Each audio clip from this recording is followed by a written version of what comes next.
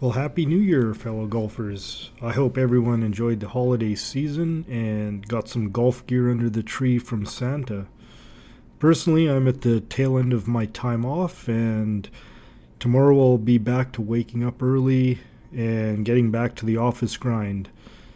So, just to reflect on most off seasons past, so 2+ years ago, it would consist mostly of putting the clubs away for 6+ months of our cold winter weather here in Calgary, picking them up again in April, and they would really have that foreign feeling in my hands for at least a month. Now, with the explosion of simulator businesses in the past couple of years, as well as having a sim league at our golf club now, it really has meant more swings during the off season. So my off season last year was really focused on short game technique, and I feel that's improved that facet of my game in terms of the strokes gained metric. But my approach and putting are needing improvement based on my season long stats that I've shared on the Decade app in previous podcasts. So fast forward to this past fall, I think around September, October timeframe, when I embarked on what was called the winter swing rebuild to hopefully help with my consistency on approach shots primarily. The arena of online lessons has really allowed me to access an instructor on the other side of the world, with a like mindset. Combine that with a basic simulator setup in my house and a competitive team fall and winter simulator league at the club, all pieces are in place to try to improve and shave that extra 4.2 strokes off of my index to get to scratch. Needless to say, the dreaded off-seasons of years past has turned into a more coveted stretch of time where I can make dramatic changes and not really care where the ball is going. Of course, simulator play misses some important aspects of real golf. There's no slopes or lie penalties, or generally very few obstacles even if there's trees in front of you, and no fear of losing actual golf balls. Sim handicaps inevitably end up lower than actuals. However, I feel that good shots are truly rewarded, especially approach shots. Now I'm going to talk about the swing changes for a bit. Now, the Winter Rebuild program with Giles Gill is what I had signed up for, and I did it for 3 months, and right now I'm just working on a lot of the changes that we've discussed. Essentially, I video myself down the line and face on, send them through an app. We initiate a lesson. I get feedback. He gives me things to work on. I record again, send them in, lather and repeat. As I stated before, I feel that even though there's no face-to-face or real-time lessons, if you've got a decent starting point, this form of teaching is far superior than paying for 30-minute or 1-hour lessons where you go away, you work on what you think the fixes are based on your brief lesson, and what you have been working on may not be in fact correct. And this form of training that I'm doing now, I can get instant feedback. If I have any questions, I just send that in. All that said, I naively thought I would go in, my swing was pretty good, and these would be minor tweaks. But let me tell you, they don't call it a rebuild for nothing. For those interested, you can tune into my YouTube channel to see highlights of the first 4 lessons. So I'll just go over them briefly, just to give a context on the dramatic changes. The first was a strong grip, but Giles felt that changing the grip was one of the most awkward changes to make, so what we did is we worked with my strong grip. Now, partially because of my strong grip and what I had done in the past was flatten my lead wrist on the takeaway, so this initially causes a very inside takeaway, and so I get off plane right away in the golf swing and obviously have to make adjustments. So working on maintaining that lead wrist cup during the backswing is the first move, along with a little bit of steepening in the backswing. So in isolation, this change is relatively easy to do, but when I stack other changes, I quickly regress. It's also causing a little bit of strain in my trail forearm, just that difference in the takeaway move. Anyways, the next thing was being too much on my front toe in the backswing, and also as a result, my head would dip down and forward. Now this has been a little bit more difficult for me to correct because this is ingrained in my swing.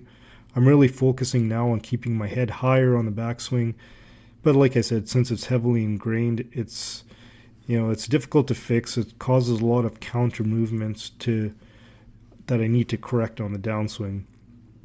But I think I am making progress there. Now the next major thing is something that I never realized until I watched my swing against the pros, is that I really need to pull my hands down quickly in the first move in my downswing in combination with the lateral shift, instead of what I was doing before was a lot of body rotation early on. Now those are some of the items that I've been trying to correct, along with a slight reverse pivot, which I think is helped by me trying to stay higher in my backswing. So those are just some of the things that I'm working on. Now, the point I want to make is if I were to work on these during the season, I'd most certainly be lost. One thing I did do is I started the lessons just before the end of the season, and even with one small change, it really impacted my on-course play.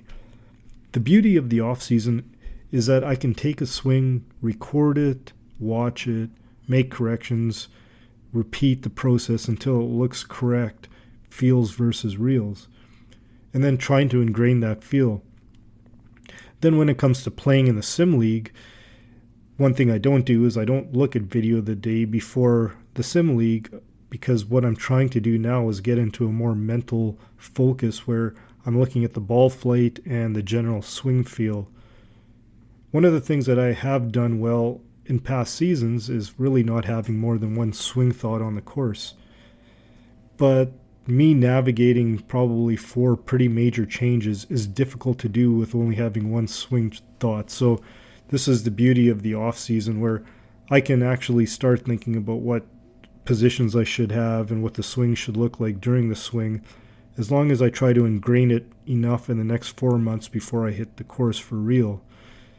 Because at that point, I still don't want to have more than one swing thought. One other lesson that I took was a putting lesson, so luckily there's not much to change there, but I need to work on a more consistent tempo, so I'm using a metronome app with a 76 beat per minute cadence. And one thing is I need to have a longer backswing than follow through. So what I was doing before was kind of accelerating through, which is probably why my distance control on long putts was not very good. So hopefully once I practice this, most every other day or so, this beat will sit in my subconscious after a few months, and this should help my horrific 3-putt stats, which were quite high if you remember my previous podcast in the 25-foot plus category. So the other benefit of the off-season and the fact that I'm driving to work has been listening to audiobooks and podcasts specifically on the mental game. The first book that I purchased is Zen Golf by, I think it's Joseph Parent. And I'm going to have to re-listen to it a few times as I don't want to miss those key messages. Now, compared to last year's simulator leagues, I'm doing much better. I've shot under par in my last 4 rounds, which sort of is this feedback that some of these swing changes are really working. It's not easy to shoot under par because there are hazards, and you need to have decent approach shots because it's almost impossible to make putts there, even with 10-foot gimmies. And I also recently played Launchpad, which is similar to the Top Golf in the States. And it was almost a frigid minus 20 degrees Celsius, so below 0 Fahrenheit. And the heaters couldn't keep up. It was freezing cold. Hands were going numb. But even there, I was minus 3 after 14 holes before it got shut down. So I guess in conclusion, I would say that my former dread of the very long off-season has been replaced by needing every minute of the off-season to work on my game without having these consequences of bad shots in real life. So I think that is a very valuable piece of time that we can work on our game. So thank you everybody for joining me on today's episode of Senior to Scratch, and we will see you next time.